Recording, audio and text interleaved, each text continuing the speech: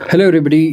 वेदांता और Adani group in दोनों के बीच में आप कह सकते हो काइंड ऑफ स्कर्मिश एक शुरू हो गई थी, क्योंकि एक बिड था जिसमें वेदांता ने सबसे ज़्यादा बिड किया, बट वो मिला किसे? अडानी को।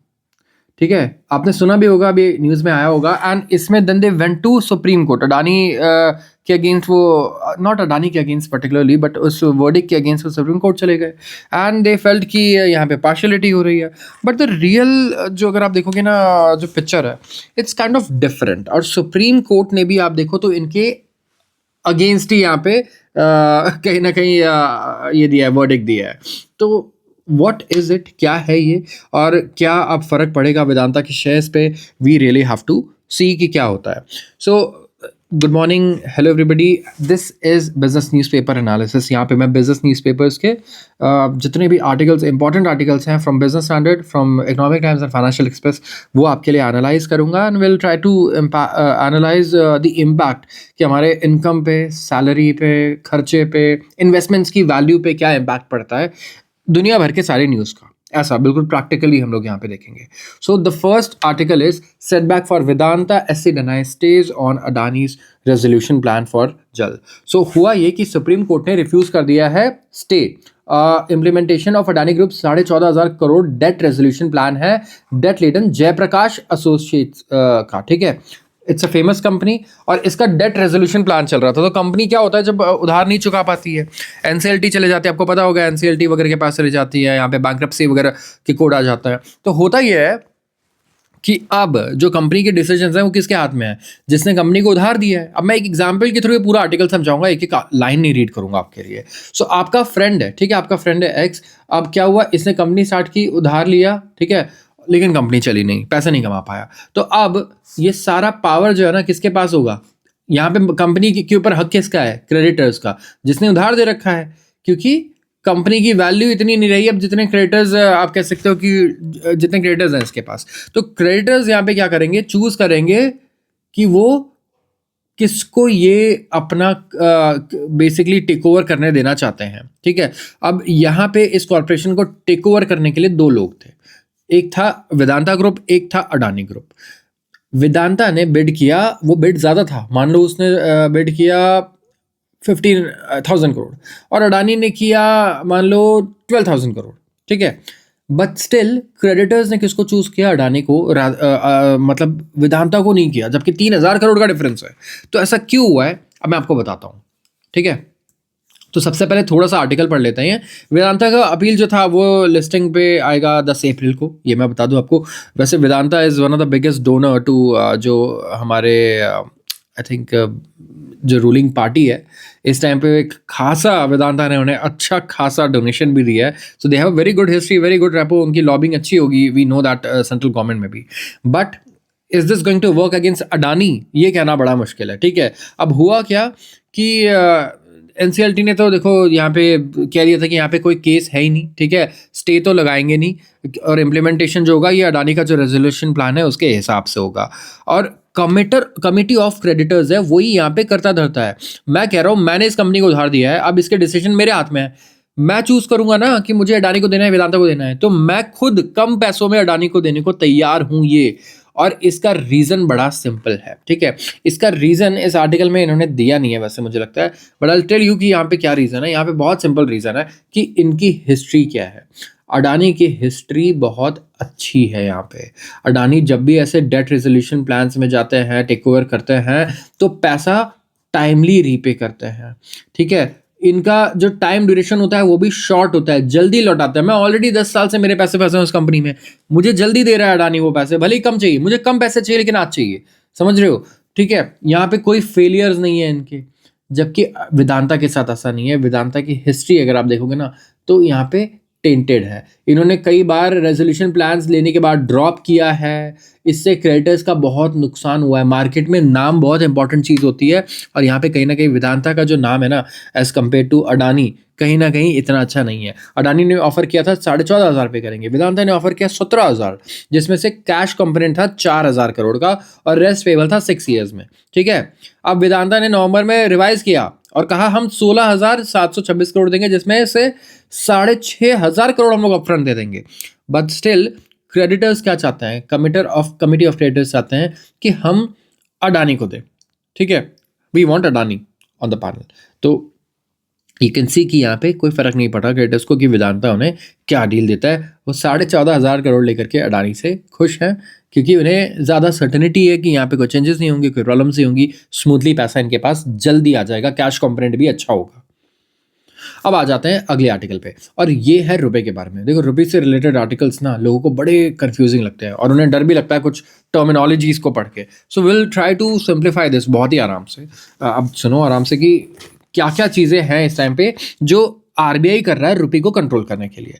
अब सबसे पहले तो आप डोमेस्टिक मार्केट्स में तो आरबीआई के पास पूरी पावर है, लेकिन कुछ ऐसे मार्केट्स हैं ना जहाँ पे आरबीआई के पास ज़्यादा पावर नहीं है, वो जुरिस्डिक्शन से बाहर है, मतलब कि वो इंडिया से बाहर है, ठीक है। अब इंडिया से बाहर होता है, वहाँ पे हम वर्ड यूज़ करते हैं ऑफ शोर। और फॉरवर्ड्स क्या होते हैं? फॉरवर्ड्स होते हैं कॉन्ट्रैक्ट्स। जैसे इंडिया में फ्यूचर एंड ऑप्शन आपको पता होगा स्टॉक मार्केट में होता है, तो यहाँ पे आप कॉन्ट्रैक्ट्स कर रहे हो, कॉन्ट्रैक्ट्स बाय कर रहे हो और सेल कर रहे हो, ठीक है। तो ये भी फॉरवर्ड्स होते हैं, ये भी कॉन्ट्रैक्ट्स होते हैं, और ये स्टिल रुपये के कोर्स को चेंज कर सकते हैं, स्वे कर सकते हैं। तो आरबीआई ने एक्शन तो लिया अभी बैंक्स के ऊपर और बाकी लोगों के ऊपर, लेकिन still it may not completely make rupee immune नहीं बना सकता रुपये को। अब क्यों ऐसा है अभी जानते हैं। देखो, अब सेंट्रल बैंक ने कहा कि we are seeking in to rein in rupee volatility को हम लोग कम करना चाहते हैं, हम एनहांस्ड ओवरसाइट करना चाहते हैं, हम और ज़्यादा कड़ी नज़र रखना चाहते हैं फॉरेन एक्सचेंज मार्केट्स पे, ठीक है। फॉरेन एक्सचेंज मार्केट्स जहाँ पे बाइंग सेलिंग हो रही है फॉरेन करेंसीज की, और हम और टाइट करेंगे, नॉर्म्स को स्ट्रिक्ट बनाएंगे, गवर्निंग बैंक्स पार्टिसिपेशन जो हो रहा है नॉन डिलीवरेबल फॉरवर्ड मार्केट में। तो एनडीएफ एक सेगमेंट है, ध्यान रखना, इसे बड़े ध्यान से आप सुनना। NDF non deliverable forward segment, जहाँ पे करेंसी ने ऑलमोस्ट 10% हमारा लूज किया है FY26 में। तो सालों से क्या चला आ रहा था ना, डोमेस्टिक करेंसी हमारी जो है वो कहीं ना कहीं बहुत ही क्लोजली, डोमेस्टिक करेंसी मार्केट जो है वो क्लोजली ट्रैक कर रहा था रुपए का प्राइस ऑफशोर एनडीएफ मार्केट में। अब ये ऐसा एरिया है जो आरबीआई के कंट्रोल में भी नहीं आता, इसका कोई डायरेक्ट कंट्रोल नहीं है आरबीआई के पास, और इन्फ्लुएंस इतना ज़्यादा है कि सेंट्रल बैंक इसे फॉर्मली एक्नॉलेज नहीं करता, ठीक है। एनडीएफ मार्केट को फॉर डेकेड्स नहीं किया इन्होंने, लेकिन कहीं ना कहीं फिर जब आरबीआई ने खुद पोजीशंस लेने अब शुरू किए रिसेंटली, तो वो कंसीडर करने लग गए कि एनडीएफ मार्केट में चल क्या रहा है, वो मार्केट इतना इंपॉर्टेंट बन गया। अब जैसे कि नाम सजेस्ट कर रहा है, ये ऑफशोर मार्केट है, ठीक है, और ये आउटसाइड है आरबीआई के रेगुलेटरी जुरिस्डिक्शन के। तो सबसे पहले हमें क्या पता चला, जुरिस्डिक्शन बाहर है इंडिया से। दूसरा, आरबीआई इस पे बहुत ध्यान देता है क्योंकि बहुत इंपॉर्टेंट है अब ये, और यहाँ पे ये सिंगापुर और लंदन जैसी जगह पर ट्रेड होता है। जो रुपी एनडीएफ कॉन्ट्रैक्ट्स हैं वो सेटल होते हैं डॉलर्स में, एनआरआई काउंटर पार्टीज के बीच में, नॉन रेसिडेंट काउंटर पार्टीज के बीच में। तो सेंट्रल बैंक की एबिलिटी यहाँ पे बिल्कुल खत्म हो जाती है कि वो डायरेक्टली इन्फ्लुएंस कर पाए वॉल्यूम्स को और प्राइसिंग और पोजिशनिंग को। तो जो इम्पैक्ट है एनडीएफ मार्केट का वो कहीं ना कहीं अब डिमिनिश हुआ है जब आरबीआई ने रिसेंट एक्शन लिया, लेकिन अभी भी डिसअपियर नहीं हुआ है। यस, एंड यहाँ पे ओवरऑल एनडीएफ सिग्नल जो है वो अभी भी इन्फ्लुएंस कर सकते हैं ऑनशोर स्पॉट वॉलेटिलिटी को, स्पेसिफिकली जब ऑफशोर वॉलेटिलिटी बढ़ जाती है, बाहर जब वॉलेटिलिटी बढ़ जाती है तो इंडिया में भी रुपए की स्पिल ओवर इफेक्ट्स आएंगे और ये बढ़ेगा। तो स्पिल ओवर क्या होता है, एक जगह से इफेक्ट दूसरी जगह पहुंच जाना। कमोडिटी में क्रूड बढ़ने का स्पिल ओवर कहाँ आएगा, इक्विटी में, राइट। तो ये स्पिल ओवर इफेक्ट हो जाता है। तो कहीं ना कहीं अगर आप देखोगे तो एनडीएफ मार्केट ना एक तो 24 घंटे खुला रहता है बिटकॉइन और क्रिप्टो की तरह। तो यहाँ पे क्या हो जाता है, जो यूएसडी आईएनआर रेट है ना, जैसी रात को 12 बजे भी कुछ हुआ जब इंडियन मार्केट बंद है और रुपए के अगेंस्ट है, रुपए के फेवर में, वहां पे रुपया बढ़ जाता है, गिर जाता है, और फिर इंडियन मार्केट तो बंद होते हैं। तो कहीं ना कहीं यहाँ पे इमीडिएटली मेजर डेवलपमेंट्स जो होते हैं जितने भी, उस पर रिएक्शन हो जाता है, और ये मूव सब्सिक्वेंटली फीड करते हैं इनटू ऑनशोर ट्रेडिंग। जब डोमेस्टिक मार्केट्स खुलते हैं तो उसी के हिसाब से फिर वो खुलता है। तो बिगिनिंग ऑफ मार्च अगर आप देखोगे तो रुपया 4.5% गिरा था अगेंस्ट डॉलर, एंड ये 90.98 पर डॉलर से आया टू अ लो ऑफ 94.81 रुपी पर डॉलर। तो यहाँ पे ड्यूरिंग दिस पीरियड अगर आप देखोगे तो आरबीआई ने एस्टिमेटेडली सेल किया है 15 to 20 बिलियन डॉलर्स। अब क्या हुआ यहाँ पे, देखो सिंपल गेम है, डिमांड और सप्लाई का मैंने कल भी बताया था। सो इट्स करेंसी में इवेंचुअली अगर आप आरबीआई हो और आपको स्टेबल करना है अपनी करेंसी को, तो आप दो चीज़ें देखोगे ना, इसकी डिमांड और एक सप्लाई। अगर मेरा रुपया, फॉर एग्जाम्पल मैं आरबीआई हूँ और रुपया नीचे गिर रहा है, इसका मतलब इसकी सप्लाई ओवर हो चुकी है, ठीक है, और डिमांड क्या है, डिमांड कम है काफ़ी। तो यहाँ पे डिमांड लो है, तो इसको रिवर्स करना पड़ेगा अगर इसको ऊपर लेके जाना है, तो इसको बढ़ाऊंगा लो से ऊपर लेके जाएंगे, और इसकी सप्लाई जो ओवर है इसको क्या करेंगे हम लोग, कम करेंगे। तो कम कैसे होगा, रुपए को बाय करो, मार्केट से रुपया बाय करोगे, रुपया कम होगा, और यहाँ पे अगर आप देखोगे तो डिमांड बढ़ेगी जब आप बाइंग करोगे, और अगेंस्ट डॉलर ये मजबूत होगा। तो इस सिंपल मैकेनिज्म मैं बहुत ही सिंपल वे में आपको समझा रहा हूँ।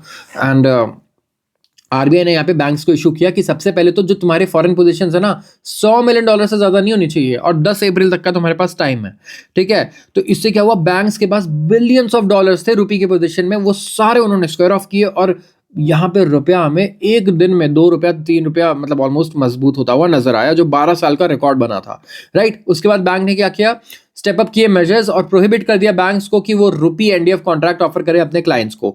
बैंक्स को बार किया गया कि कोई भी रीबुकिंग नहीं होगी, cancel foreign exchange derivative contract, चाहे वो डिलीवरेबल हो या नॉन डिलीवरेबल हो। एंड ये मेजर्स जो है ये इमीडिएटली इफेक्टिव हैं, ठीक है। तो इसकी वजह से क्या हुआ, बैंक्स ने अनवाइंडिंग की, अपने पोजीशंस को क्लोज किया, कोई नए पोजीशन नहीं बने हैं। तो तब तक क्या हो रहा है, बैंक जो है वो एक्सप्लॉइट कर रहे थे arbitrage opportunities by buying forward dollars in India and selling dollars forward in NDF market। तो 1 अप्रैल को अनाउंसमेंट आई, एंड तब से अगर आप देखोगे तो रुपया लगातार काफ़ी मजबूत हो चुका है। तो ये मेन कारण है जिसकी वजह से रुपए में अभी फिलहाल के लिए मैं बोलूँगा शॉर्ट टर्म बेसिस पे हमें काफ़ी मजबूती देखने को मिल रही है, काफ़ी अच्छी ग्रोथ देखने को मिल रही है अगेंस्ट डॉलर। बट क्या ये बहुत लॉन्ग टर्म इम्पैक्ट लेकर के आएगा? नहीं, हम ये नहीं बोल सकते कि एकदम से बहुत लॉन्ग टर्म इम्पैक्ट भी आ जाएगा इसका। एंड सेंट्रल बैंक ने बहुत साइजेबल नेट फॉरवर्ड पोजीशन बनाया है एनडीएफ मार्केट में, ताकि वो स्टेबलाइज कर पाए रुपी को, with its forward book standing at around 77 billion at the end of February. या हाईएस्ट लेवल है 11 मंथ्स में। तो आरबीआई यहाँ पे बहुत अग्रेसिवली एक्ट कर रहा है अगर आप देखोगे, एज कम्पेयर टू जो पिछले कुछ सालों से हम देख रहे थे इस टाइम पे। So there is a real pressure कि हम रुपए के वॉलेटिलिटी को कम रखें।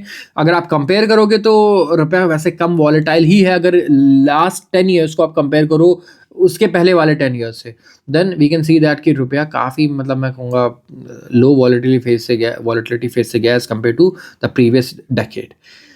सो this is about non deliverable forward market, जिसके बारे में हमने समझा, जो रुपये को काफ़ी ज़्यादा अफेक्ट कर रहा था, अभी भी स्वे करेगा, ठीक है। अब आया है स्लम्प बिगर इन आईटी ये सर्विस सेक्टर। तो टेक फर्म्स जो है अब क्या कर रहे हैं, हायरिंग से अपने जो हायरिंग का जो पेडल है उससे अपना फुट हटा रहा है, और यहाँ पे this is not a good sign. Tech hiring जो है it has taken a hit at a time जब कंपनीज शेड कर रही हैं स्टाफ्स को, और सेंसिबली क्योंकि आर्टिफिशियल इंटेलिजेंस जो है वो टेक ओवर कर रहा है रोल्स को जो ह्यूमंस हैंडल करते हैं, बेसिक काम जो होता है स्पेसिफिकली। और एक्टिव ओपनिंग्स 8% गिर चुकी है टू 1,10,000 इस महीने, फ्रॉम 1,19,000 मार्च में, अकॉर्डिंग टू स्टाफिंग फर्म फेनो। तो ओवरऑल 8% का ड्रॉप आया है ओपन पोजीशंस में जो अभी एक्टिव हैं, ठीक है, वैकेंसीज। और इंडिया का जो टेक सेक्टर है इसके पास करीब 2,56,000 एक्टिव जॉब ओपनिंग्स थी अप्रैल 2022 में। आप सोचो, और आज अप्रैल 2026, 4 साल बाद ये हाफ से भी कम हो चुका है, ऑलमोस्ट वन थर्ड हो गया है, ठीक है। तो पोस्ट पैंडेमिक सर्ज आया था आईटी सर्विसेज में, जिससे 83% ऑफ ऑल हायरिंग जो हुई थी कंट्री में, ये अकाउंट हो रहा था कहाँ पे, आईटी सेक्टर में। जो टेक शेयर था टोटल हायरिंग में वो स्लम्प हुआ to 49%। And right now slow down जो है वो बहुत ज़्यादा आईटी सर्विसेज कंपनीज में, जहाँ पे हायरिंग रिड्यूस हो चुका है टू ओनली एसेंशियल रोल्स और न्यूअर स्किल सेट्स, जो फोकस्ड है एआई लेड एफिशिएंसी पे। तो कहीं ना कहीं यहाँ पे अगर आप देखोगे तो full time roles, IT services, GCCs, mid junior openings, contract roles increase हुए हैं फिर भी, ठीक है। एंड मंथ ऑन मंथ तो यहाँ भी ड्रॉप ही आया है, month on month overall basis पे हमें ड्रॉप देखने को मिल रहा है। तो IT industry is going through a structural change आ रहा है यहाँ पे ना, पूरा स्ट्रक्चर चेंज हो रहा है due to AI, and we really have to see कि इसका इम्पैक्ट क्या रहता है। हर बार लोग ऐसे ही डरते हैं जब इंटरनेट आया, जब कंप्यूटर्स आए, but we really have to see कि क्या इस बार इंटेलिजेंस इतना सस्ता हो गया है तो क्या जो लोगों की इंटेलिजेंस है, ह्यूमन इंटेलिजेंस है, उसकी वैल्यू क्या कम होगी।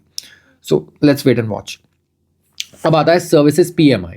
सर्विसेज पीएमआई क्या होता है? पीएमआई होता है परचेजिंग मैनेजर इंडेक्स। आपकी और मेरी बहस हो गई। अब मैं कह रहा हूँ कि यार इंडिया में मैन्युफैक्चरिंग बढ़ रहा है और सर्विस सेक्टर भी ग्रो कर रहा है, तो मैं पूछूंगा यार ठीक है, किस बेसिस, कौन से कॉन्फिडेंस से आप बोल रहे हो? तो सबसे बेस्ट मेट्रिक यहाँ पे यूज करना है ना अगर, तो यूज करो परचेजिंग मैनेजर इंडेक्स, ठीक है। परचेजिंग मैनेजर इंडेक्स मैन्युफैक्चरिंग का होता है, सर्विस का, दोनों का अलग होता है, सर्विस सेक्टर का। और बेसिकली यहाँ पे अगर आप देखोगे तो इंडिया में अभी जो सर्विस सेक्टर है वो एक्सपैंड हुआ है स्लोएस्ट पेस में इन 14 मंथ्स में, मार्च में, क्योंकि वेस्ट एशिया का जो वॉर है कहीं ना कहीं डिमांड पे असर डाल रहा है, तो ये स्लो डाउन हमें देखने को मिलना ही था। अब एचएसबीसी बैंक सबको पता होगा, HSBC India services purchasing manager index जो है ये कंपाइल किया जाता है बाय ग्लोबल S&P ग्लोबल, और ये ड्रॉप हुआ है टू 57.5 फ्रॉम 58। तो इसमें एक इंपॉर्टेंट मेट्रिक है, वो है नंबर है 50। अगर ये 50 से ऊपर जाता है तो वो क्या है, एक्सपैंड कर रहा है, सर्विस सेक्टर एक्सपैंड कर रहा है।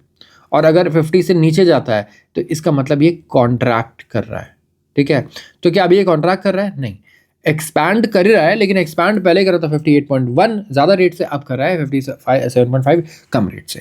तो एक्सपेंशन कम हुआ है बट कॉन्ट्रैक्शन नहीं है ये, ठीक है, सर्विसेज सेक्टर में। So this is a very good data point metric जो आप यूज़ कर सकते हो। This is a forward looking indicator. जितनी भी कंपनीज हैं सर्विसेज में, अब जब उनके क्वार्टरली रिजल्ट्स आएंगे ना, तो आप एक्सपेक्ट करना कि ये ओवरऑल बेसिस पे आपको एक स्लो डाउन देखने को मिलेगा अगर आपका सर्विस PMI यहाँ पे इतना नीचे जा रहा है तो। सो this is PMI index and इसका रीज़न हमें सिंपली पता है, वो है हमारा वेस्ट एशिया वॉर जो अभी हम लोग फेस कर रहे हैं।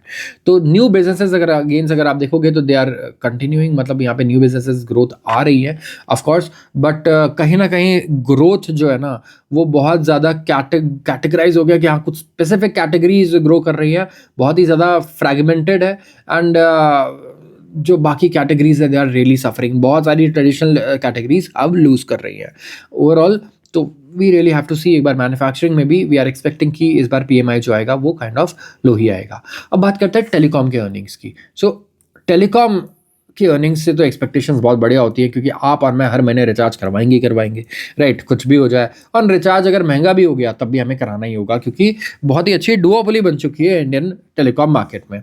अब टेलीकॉम ऑपरेटर्स जो है एक्सपेक्टेड है कि वो लार्ज म्यूटेड परफॉर्मेंस देंगे एक्चुअली, मतलब बहुत बड़ा कोई आपको यहाँ पे ग्रोथ देखने को नहीं मिलने वाला है रेवेन्यू में, हेडलाइन में या फिर प्रॉफिट में। अब ऐसा क्यों एक्सपेक्टेड है यार? क्या रिचार्ज नहीं करा रहे हैं क्या लोग? क्या हो रहा है ऐसा? सो आइए हम लोग ये भी एक बार जान लेते हैं कि टेलीकॉम कंपनीज क्या कह रही है इस टाइम पे। देखो, यहाँ पे सबसे पहले तो ये वे कर रहा है इन्हें कौन? सीजनैलिटी, दूसरा कॉस्ट प्रेशर, एंड एक हो गया लैक ऑफ टैरिफ हाइक्स। तो टैरिफ हाइक्स होते ही अब पब्लिक बहुत ज़्यादा हेट करने लगती है सोशल मीडिया पे, क्योंकि वो सर्विसेज से भी बहुत ज़्यादा खुश नहीं रहती, ये हमने देखा है। और लगातार कुछ टैरिफ हाइक्स हुए हैं, पिछले साल तो काफ़ी हुए हैं मेरे हिसाब से। तो कंपनीज ने किया है एक छोटा सा पॉज, एंड इसीलिए अगर आप देखोगे तो जो फोर्थ क्वार्टर है लाइकली वो इममटीरियल रहने वाला है in terms of headline growth मतलब रेवेन्यू ग्रोथ नहीं होने वाली है। इन्वेस्टर्स जो है फोकस करेंगे shifting to upcoming tariff hikes का वेट कर रहे हैं ये लोग, जहाँ पे नेक्स्ट फेज होगा कैपिटल एक्सपेंडिचर का भी। तो मैनेजमेंट की जो कमेंट्री है वो ज़्यादा इंपॉर्टेंट होगी रादर देन जो रिजल्ट्स हैं, ठीक है। तो एक्सपेक्टेशन है कि 10 से 20% इंक्रीज आ सकता है अगले 3 से 9 महीने में। तो मतलब कि हमारा जो टेलीकॉम बिल है फ़ोन का वो 10 से 20% बढ़ने वाला है इस साल, आप मान करके चलो। तो बैड न्यूज़ फॉर अस, लेकिन हाँ आप एयरटेल के शेयर्स जिसके पास मे बी वो खुश हो, अगर किसी के पास इतना काफ़ी बड़े क्वांटिटीज़ में किसी ने लिया हुआ है। बात एयरटेल के लिए अगर आप देखोगे तो एवरेज रेवेन्यू पर यूज़र इसका फ्लैट रहने वाला है अराउंड 259। सब्सक्राइबर एडिशंस हुए हैं, 30 लाख लोग बढ़े हैं इनके। और जो IPO बाउंड है हमारा जियो, ये भी एक्सपेक्टेड है कि रिपोर्ट करेगा sustained growth momentum on back of increasing air fibre और 5G connections. So let's see what happens यहाँ पे। एंड हेडलाइन ग्रोथ अभी म्यूटेड है, बट इस साल 10 से 20% अगर इनका बढ़ जाता है ARPU, then we will see a big jump, बहुत बड़ा जंप आ सकता है। UAE surprise $3 billion loan move puts Pak under strain. अब देखो पाकिस्तान की इकॉनमी के साथ क्या हुआ है। ऑलरेडी ये ऑयल प्राइसेस की वजह से परेशान थे, इन्होंने अपने पेट्रोल के दाम 3 गुना बढ़ा दिए एक दिन में। यस, 150 से 450 500 कर दिए, ठीक है। तो यहाँ पे they are facing a new setback after it fail to reach an agreement with UAE के साथ अग्रीमेंट ये रीच नहीं कर पाए कि ये $3 बिलियन का जो लोन है ना, इसको आप रोल ओवर कर दो। ये 7 साल से रोल ओवर हो रहा था, ठीक है। और जो लोन अमाउंट है ये 18% है पाकिस्तान के फॉरेन एक्सचेंज रिजर्व का। तो अगर इन्होंने दे दिया तो इनका 18% फॉरेन एक्सचेंज रिजर्व ही खत्म हो जाएगा, तो इनके एक्सटर्नल बफर्स खत्म हो जाएंगे। और ये इस वक्त थ्रेटन कर रहे हैं करेंसी को, जहाँ पे हाई क्रूड प्राइसेस हैं जो ड्रेन कर रहे हैं इनके कॉफर्स को। और पाकिस्तान का जो रिजर्व है ये है इस टाइम पे $16.4 बिलियन एज ऑफ March 27। तो सिर्फ 3 महीने का इम्पोर्ट ये अभी कवर कर सकते हैं। अब इट इज़ अनक्लियर कि क्या यूएई को ऐसा क्या हो गया कि भैया हमें तो $2 बिलियन अभी के अभी चाहिए, हमें नहीं पता, ठीक है। बट कहीं ना कहीं this was not expected by Pakistan. So we really have to see कि अब क्या होता है, क्या ये नए लोन्स लेंगे या ये सही में रीपे करेंगे या फिर यूएई के साथ ये रीनेगोशिएट करेंगे, हाथ पैर जोड़ेंगे ताकि ये डिसीजन यहाँ पे ले पाए। तो देखो, आपने सॉवरेन नहीं हो, अगर इतना उधार ले लिया आपने और आपके पास पैसा नहीं है, then you can not call yourself a sovereign. Strong Q4 sales growth but margin concerns for D Mart. अब मैं बात कर रहा हूँ डी मार्ट की और डी मार्ट जैसी दूसरी कंपनीज की। बहुत सारे लोगों ने पोर्टफोलियो में ऐसी कंपनीज रखी होंगी अपने। अब एवेन्यू सुपरमार्केट्स या फिर डी मार्ट का जो प्री क्वार्टर अपडेट आया है फोर्थ क्वार्टर का, ठीक है, और यहाँ पे इन्होंने रिपोर्ट किया कि भाई 19% का ग्रोथ है रेवेन्यू में। मैंने कल ही कवर भी किया है ये, लेकिन क्या 19% का रेवेन्यू ग्रोथ रियल है यहाँ पे? अब देखो, सबसे पहले तो डी मार्ट ने ऐड किए 58 नए स्टोर्स और अब 500 हो चुका है उनका स्टोर काउंट। कंपनी ने ऐड किया 85 स्टोर्स FY26 में, तो करीब 50 स्टोर्स का एक्सेलरेशन है जो ऐड हुआ है ड्यूरिंग FY25। लेकिन प्रॉफिटेबिलिटी लो रहने वाली है। आप नए स्टोर खोल रहे हो, आप पहले खर्चा कर रहे हो, ऑपरेटिंग कॉस्ट आपके हाई हैं काफ़ी, और हायर जनरल मर्चेंडाइज और अपैरल कॉस्ट भी है। जो इन्वेस्टमेंट है नए स्टोर्स में, ये भी रिड्यूस हो चुके हैं। इन्होंने भी रिड्यूस कर दिया है रिटर्न ऑन कैपिटल एम्प्लॉयड को। तो जो ग्रॉस प्रॉफिट मार्जिन है वो 14 से 14.5% की रेंज में रहने वाले हैं, लेकिन ग्रॉस मार्जिन ये अंडर प्रेशर है and this could feed into lower operating profit margins. D mart यहाँ पे देख रहा है स्टोर क्लस्टर्स और ये डीपन करना चाहता है अपने प्रेजेंस को where it is already present before entering new towns. अब नोटेबली 48 आउट ऑफ जो 58 न्यू स्टोर्स हैं Q4 FY26 में ऐड हुए हैं मार्च में अलोन। हाउएवर जो डी मार्ट है ये एंटर कर चुका है new markets in Haryana, Goa, Odisha, और जो ब्रिक एंड मॉर्टर कंट्रीब्यूशन है वो 95% है इसका टू द रेवेन्यू। तो आप ये देखो, नए स्टोर्स ऐड हो रहे हैं, खर्चा ऑपरेटिंग कॉस्ट बढ़ रहा है, हेडलाइन इंक्रीज होगा ही होगा, रेवेन्यू तो बढ़ेगा ही बढ़ेगा ऐसे में। बट ये रियली हैव टू सी कि आप प्रॉफिटेबली वहाँ पे काम कर पा रहे हो नहीं, प्रॉफिटेबिलिटी पे क्या असर आ रहा है। क्योंकि ये स्टोर्स अगर एक साल तक भी प्रॉफिटेबल नहीं रहे, लॉस में चलते रहे अगर, तब भी आपके हेडलाइन रेवेन्यू ग्रोथ तो बढ़ता ही रहेगा, लेकिन आपके मार्जिन को ये कहीं ना कहीं बिल्कुल खाते जाएंगे। सो वॉच क्लोजली, आप क्या एक्सपेक्ट कर रहे हो यहाँ पे। अब इनका कंपटीशन काफ़ी बढ़ चुका है। इवन इन दिस आर्टिकल अगर आप देखोगे तो ये मार्केट शेयर लूज कर रहे हैं टू क्विक कॉमर्स प्लेयर्स और विजिबल हो चुका है वो लॉस, और लार्जर सिटीज़ में ये लॉस और बढ़ता रहेगा, और मेट्रो सिटीज़ में जो क्विक कॉमर्स का कंपटीशन है वो इन्हें कहीं ना कहीं परेशान करता रहेगा। और अभी फ़िलहाल इनके मार्जिन पे भी इसीलिए फ़र्क पड़ रहा है। और अमेज़न जैसी कंपनीज भी, डीप पॉकेट्स वाली कंपनी अब इस सेगमेंट में आ चुकी हैं। तो डी मार्ट के लिए जो है ये इनका रेवेन्यू ग्रोथ बूस्ट कर सकता है, ठीक है, लाइक 19% 20% आ सकता है, लेकिन मार्जिन जो है ना वो बहुत बड़ा कंसर्न रहेंगे। And competition from quick commerce and online e commerce, ये इनके लिए बहुत बड़ा कंपटीशन रहने वाला है। तो वैल्यू इन्वेस्टर्स जो है वो बिग मिसमैच देखने वाले हैं ग्रोथ और वैल्यूएशंस में। डीमार्ट का रेवेन्यू ग्रोथ जो है मॉडरेट हुआ है टू अंडर 20%, पहले अराउंड एनुअल ग्रोथ 30% का था। एंड जो quick commerce and brick and mortar rivals है जैसे रिलायंस रिटेल, ये कहीं ना कहीं lower same store sales growth report कर रहा है। तो स्टॉक जो है वो बहुत ही हाईली वैल्यूड है, जहाँ पे average 5 year valuation 1 year forward price to earnings 90 का है। मतलब कि डी मार्ट में अगर मैं पूरी डी मार्ट को आज खरीद लूँ तो मैं इसे खरीदूंगा कितने में, मान लो मैं खरीदूंगा इसे 90 में, और इसके अगेंस्ट ये कमाती कितना है एक साल में, ₹1, और मेरे को कितने मिल रहे हैं 90 रुपीज़ में। तो वापस कमाने में मुझे 90 साल लगेंगे। आप समझ रहे हो, इतना हाई पी इसलिए है क्योंकि 90 साल लगेंगे नहीं। इसका जो प्रॉफिट है ना, ठीक है, ये ₹1 ये हर साल बढ़ जाता है, ठीक है। रेवेन्यू ऑलमोस्ट इसका हर साल 30% से बढ़ रहा था। सो this is the nature of ऐसा बिजनेस कि इतना अच्छा ग्रो कर रहा है, दैट इज वाई इतने अच्छे ट्रैक रिकॉर्ड की वजह से इसका वैल्यूएशन भी 90 है। Now India talking to US and अगर आप देखोगे तो for Iran port sanctions waiver, India चाहता है कि हमें ईरान पोर्ट सैंक्शंस वेवर मिले, हमें ईरान पोर्ट्स यूज़ करने हैं। तो ये जो सैंक्शंस लगे हुए हैं हमारे पर, we want you to get it off. India engage कर रहा है दोनों यूएस के साथ भी और ईरान के साथ भी कि अपने इंटरेस्ट को छाबर पोर्ट में, ये स्ट्रेटेजिकली लोकेटेड जगह है, ये काफ़ी इंडिया का कंट्रीब्यूशन रहा है इसमें काफ़ी, इसे हम यूज़ कर पाए। अब हम चाहते हैं कि एक्सटेंशन हो सैंक्शंस वेवर का फॉर द पोर्ट जो एक्सपायर हो रहा है इस मंथ, इस महीने ये सैंक्शंस वेवर एक्सपायर होने वाला है। So we want to use it. Simultaneously जो गवर्नमेंट है ये बातचीत कर रही है तेहरान के साथ for an arrangement with local entity कि मैनेज करिए पोर्ट को विद अ लीगल गारंटी कि ये जो राइट है it will be transfer to India जब सैंक्शंस लिफ्ट हो जाएंगे in case current waiver is not extended. तो India wants to secure this हमारे लिए बहुत इंपॉर्टेंट है, और हमारी एनर्जी स्ट्रेट ऑफ हॉर्मूज से आती है अच्छी खासी एनर्जी, एंड वी वांट कि ये इस वक्त कहीं ना कहीं बिल्कुल भी इंटरप्शन ना आए। हम लोग बहुत ही थिन मार्जिन पे चल रहे हैं when it comes to gas, right. बहुत ज़्यादा रिजर्व्स नहीं है हमारे पास। सो लगातार हम चाहते हैं कि हम पोच का यूज़ करके इंश्योर करें, स्ट्रीमलाइन करें कि हमारे पास जो सप्लाईज हैं वो कंसिस्टेंटली आती रहे। तो बातचीत चल रही है दोनों साइड से, बेस्ट पॉसिबल सोल्यूशन हम निकालने की कोशिश कर रहे हैं। साथ में वॉर में भी अगर आप देखोगे तो we don't know, market factor in करके चल रहा है कि कुछ पीस डील साइन हो सकती है, कुछ मैं कहूँगा एटलीस्ट एक ब्रेक, जो लड़ाई है इससे एक ब्रेक यहाँ पे आ सकता है, and that is why markets यहाँ पे जंप कर रहे हैं। So I am just saying what markets are factoring in, क्योंकि मार्केट्स यहाँ पे बढ़ रहे हैं। सो लेट्स सी यहाँ पे आगे होता क्या है। सॉफ्टनिंग गोल्ड प्राइसेस में spur demand on Akshaya Tritiya. सो यहाँ पे गोल्ड प्राइसेस लगातार नीचे आ रहे हैं, राइट। अब बहुत सारे लोग पूछोगे यार गोल्ड नीचे क्यों आ रहा है, गोल्ड ले लिया था हमने, इतना बढ़ रहा था, हमारे लेने के बाद 20% 30% नीचे आ गया। बड़ा सिंपल रीज़न है यार, जब भी यूएस में, ठीक है, आप देखना सिंपल फैक्टर है, अगर बॉन्ड यील्ड्स बढ़ रहा है तो मैं क्या करूँगा, गोल्ड बेच दूंगा और इनको बाय कर लूँगा।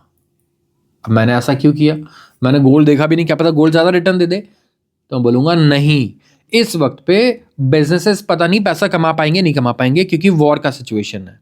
मैं गोल्ड में पैसा लगा सकता हूँ, लेकिन गोल्ड में पैसा लगाने पे दिक्कत क्या है, गोल्ड से कोई डिविडेंड आता है नहीं, गोल्ड कोई प्रॉफिट कमा रहा है, कोई कंपनी है नहीं, कंपनी पैसा कमाती है वो डिविडेंड देती है। या फिर आप रियल एस्टेट में घर लेते हो, उसमें आपको डिविडेंड आता है, रेंट आता है, गोल्ड में नहीं आता। तो आप क्या कर रहे हो, बॉन्ड यील्ड के लिए पैसा डाल रहे हो, क्योंकि यहाँ पे यील्ड बढ़ रहा है, तो यहाँ आपको 100% गारंटी रिस्क फ्री रिटर्न मिल रहा है अगर आप बॉन्ड्स में पैसा डालोगे। तो इसीलिए इन्वेस्टर्स गोल्ड को बेचते हैं, बॉन्ड्स में पैसा डालते हैं, और ये रीज़न है कि हमें गोल्ड्स में किसी का कोई इंटरेस्ट देखने को नहीं मिल रहा है।